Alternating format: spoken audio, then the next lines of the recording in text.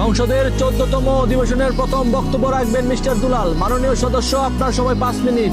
ধন্যবাদ মাননীয় স্পিকার। মাননীয় স্পিকার, আমাদের এই বাংলাদেশ সবুজ শ্যামল প্রকৃতির এক অপরূপ লীলাভূমি। এদেশের বুক জুড়ে বয়ে চলে পদ্মা, মেঘনা, যমুনার মতো অসংখ্য নদ নদী। মাঠের পর মাঠ, সবুজ ফসল, দিগন্ত জোড়া ধান ক্ষেত, আর পাখির কণ্ঠে জেগে ওঠে এই বাংলার সকাল। কিন্তু অত্যন্ত দুঃখের সাথে বলতে হয়, এদেশের সাধারণ জনগণ আজ ন্যায় বিচার থেকে বঞ্চিত। মাননীয় স্পিকার, এই মহান সংসদে আজ আমি 3টি গুরুত্বপূর্ণ বিষয় নিয়ে আলোচনা করব, যে বিষয়গুলো অবহেলার কারণে আজও আমাদের দেশে উন্নয়নের ছোঁয়া পায়নি। মাননীয় স্পিকার, প্রথমত এই দেশ ধ্বংস হওয়ার একটি গুরুত্বপূর্ণ বিষয়, সেটি হলো অনলাইন জুয়া, যেটি কিনা এদেশের কিছু শিক্ষিত চুরিদের মাধ্যমে আমেরিকা, চীন, রাশিয়া থেকে পরিচালিত হয়। বাংলাদেশ থেকে বিভিন্ন ওয়েবসাইটে খুব সহজে সাধারণ লোক এগুলা খেলতে পারে, বিভিন্ন মোবাইল ব্যাংকিং এর মাধ্যমে আর্থিক লেনদেন করে, যার ফলে আমাদের দেশকে আর্থিক সংকটে ফেলছে। এমনকি কিছু কিছু ক্ষেত্রে দেখা যায় জুয়ার টাকা জোগাড় করতে যুবকরা বেছে নিচ্ছে চুরি, চিন্তায়, খুন খারাপি, যার কারণে প্রত্যেকটা ফ্যামিলিতে আজ অশান্তি বাড়ছে, মানসিক চাপ। মাননীয় স্পিকার, আফসোসের ব্যাপার হলো এদেশে শুধু জুয়ারিদেরকে ধরা হচ্ছে। যারা জুয়ার সাইট চালিয়ে অবৈধ টাকার পাহাড় বানিয়েছে তারা ধরাছোঁয়ার বাইরে থেকে যাচ্ছে। তার কারণ কি জানেন? কারণ হলো তাদের সাথে জড়িত এদেশের আইনের লোক সহ বিভিন্ন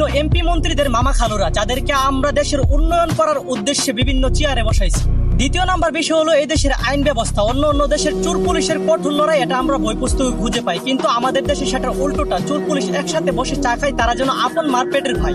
আপনি সাধারণ জনগণ, আপনার জন্য এদেশের আইন হয়ে যাবে কঠোর, কিন্তু আপনি টাকাওয়ালা প্রভাবশালী, আপনার জন্য এদেশের আইন হয়ে যাবে হাতের পুতুল। অন্য দেশের অপরাধীরা আইনের হাতে গেলে তারা তারের মতো সোজা হয়ে ফেরত আসে, আর আমাদের দেশের অপরাধীরা জেলখানা থেকে বেরিয়ে আসলে আগের থেকে ভয়ঙ্কর হয়ে ওঠে। কারণ এদেশের জেলখানায়ও মিলে বিলাসিতা, যদি অপরাধীদের কাছে থাকে টাকা। আর যে দেশের জেলখানা অপরাধীদের জন্য বিলাসিতা হতে পারে, সে দেশ আর কতটা অপরাধ মুক্ত হবে সেটা আপনার আর আমার জানার বাকি নেই। মাননীয় স্পিকার, সর্বশেষ আমি একটা বিষয়ে কথা বলতে চাই। মধ্যপ্রাচ্যের আকাশে কেন বারবার সরকার পতনের স্লোগান ওঠে? কেন রাজপথে নামে হাজারো মানুষ? কেন জনতার কণ্ঠে উচ্চারিত হয় পরিবর্তনের ডাক? এর উত্তর খুঁজতে খুব বেশি দূর যেতে হয় না। যখন কোন শাসক জনগণের ভালোবাসা এবং বিশ্বাস নিয়ে ক্ষমতার চেয়ারে বসে, কিন্তু ক্ষমতায় বসে জনগণকে ভুলে যায়, তখনই শুরু হয় খুব।